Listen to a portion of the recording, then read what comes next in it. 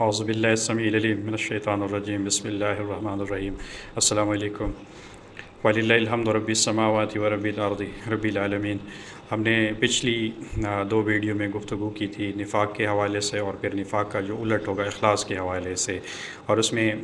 جو خاص کر ہماری پچھلی ویڈیو تھی ہم نے اس میں ایک مکالمے کا ذکر کیا تھا جو ابلیس اور رب تعالیٰ کے درمیان ہو رہا ہے سورۃ حجر کی 32 آیات سے لے کے 40 آیات تک۔ اور وہاں پہ بھی شیطان نے ایک بہت بڑی سٹیٹمنٹ دی تھی کہ اللہ تعالیٰ سے کہ میں تیری مخلوق کو تیرے بندوں کو ٹریپ کرنے کی کوشش کروں گا۔ اغوائی تنی کا لفظ ہم نے وہاں پہ پڑھا تھا، یعنی اغوا کرنے کی کوشش کروں گا، اور پھر سوائے تیرے مخلص بندوں کے باقی جو ہے میرے لیے وہ آسان ہدف ہوں گے یا آسان شکار ہوں گے۔ اسی طرح کا جو ایک دوسرا کانسیپٹ ہے اور اسی ہی طرح کا مکالمہ ہمیں سورۃ اعراف کی 11 آیات سے لے کے 17 آیات تک ہمیں مل رہا ہے، جو ابلیس اور اللہ تعالیٰ کے درمیان قرآن منشن کر رہا ہے۔ وہاں بھی ابلیس جو ہے اپنے تکبر اور غرور کا اظہار کر رہا ہے اور خدا سے کہہ رہا ہے کہ میں تین سے بنے ہوئے، یعنی تین وہ مٹی جس میں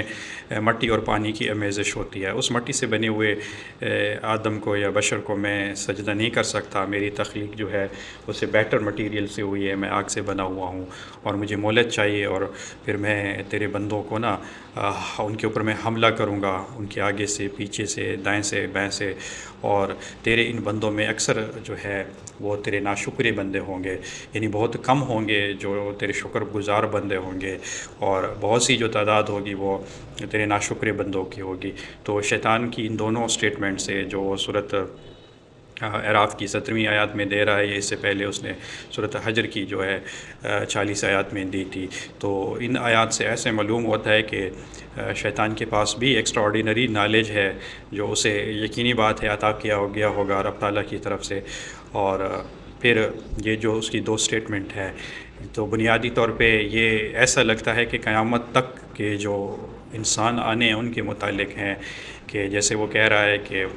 تیرے اخلاص والے بندوں کے علاوہ سب کو میں ٹریپ کر لوں گا، اور اس سے بڑھ کر اب جو یہ سورۃ اعراف کی 17ویں آیات ہے تو یہ تو پیور فیوچر قیامت تک کے انسانوں کے متعلق اس کی سٹیٹمنٹ لگ رہی ہے۔ اس میں وہ کہہ رہا ہے کہ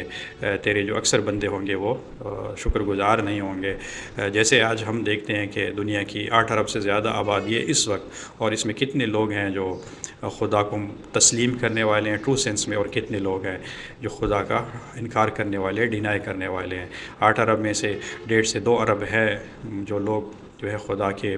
ماننے والے ہیں یا کانسیپٹ آف گاڈ کو تسلیم کرتے ہیں، باقی پوری دنیا کی آبادی جو ہے وہ ڈینائی کرنے والی ہے۔ تو اس جو یہاں جو لفظ استعمال ہوا ہے شاکرین کا لفظ استعمال ہوا ہے کہ تیرے اکثر بندے جو ہے وہ مطلب شاکرین میں سے نہیں ہوں گے، شکر کرنے والوں میں سے نہیں ہوں گے۔ تو بنیادی طور پہ یہ شکر لفظ کیا ہے؟ قدیم عرب کو جب ہم عرب کی لغت میں دیکھتے ہیں تو قدیم عرب لوگ جو تھے وہ دعوت الشکور یا شاکر کے لفظ استعمال کرتے تھے، جس کا مطلب یہ تھا کہ اگر آپ کا کوئی جانور ہے وہ تھوڑا چارہ بطور خوراک استعمال کرتا ہے، لیکن اس چارے کے اس کی حیثیت پہ جسم پہ بھی اثرات جو ہیں وہ زیادہ آتے ہیں، اور اگر وہ فار ایگزامپل دودھ دینے والا جانور ہے تو وہ دودھ بھی زیادہ دے گا، یعنی بینیفٹ بھی زیادہ دے گا۔ تو یہ شکر کا لفظ ہے بنیادی طور پہ اس کے 3 بڑے مفہوم ہیں۔ جب ہم اس کو سمجھنا چاہیں گے تو یہ ہے کہ نعمت کی پہچان ہے، پھر نعمت کا اعتراف ہے، اور پھر اس نعمت کو اس میرٹ کے مطابق استعمال کرنا، یہ بنیادی طور پہ شکر کہلاتا ہے۔ اب شکر کی جو ضد ہے وہ کفر ہے، اور کفر کا مطلب یہ ہے کہ کسی چیز کے اوپر آپ جس چیز کو جانتے ہوئے اس کے اوپر پردہ ڈال دیں، اس کو ڈھانپ لیں یا اس کو چھپا لیں۔ کسی چیز کا غائب ہونا یا کسی چیز کا انکار کر دینا یہ کفر نہیں ہوتا، بلکہ حقائق کو جاننے کے بعد جب آپ اس کو چھپا لیتے ہیں، ڈھانپ لیتے ہیں،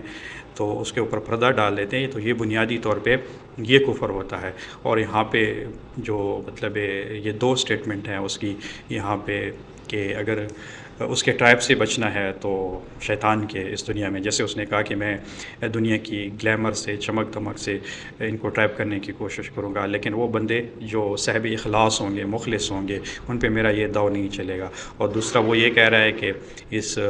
سورۃ اعراف کی 17ویں آیات میں کہ پھر میں ان کو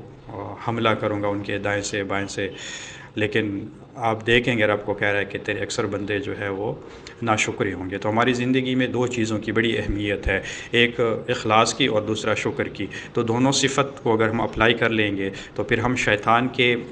جو حملہ ہے یا شیطان کے جو ٹریپس ہیں جس کے ذریعے وہ اغوا کرنے کی کوشش کرتا ہے یا پھنسانے کی کوشش کرتا ہے، تو ہم اس سے بچ سکتے ہیں۔ تو ہمیں چاہیے کہ ہم ان دو صفت کو اپنا لیں، اخلاص کو بھی اپنا اوڑھنا بچھونا بنا لیں اور شکر کی صفت کو بھی ہم اپنی زندگی میں شامل کر لیں، تو ہم پھر شیطان کے جو ٹریپ ہیں، جو وار ہیں یا حملے ہیں، ہم اس سے محفوظ رہ سکیں گے۔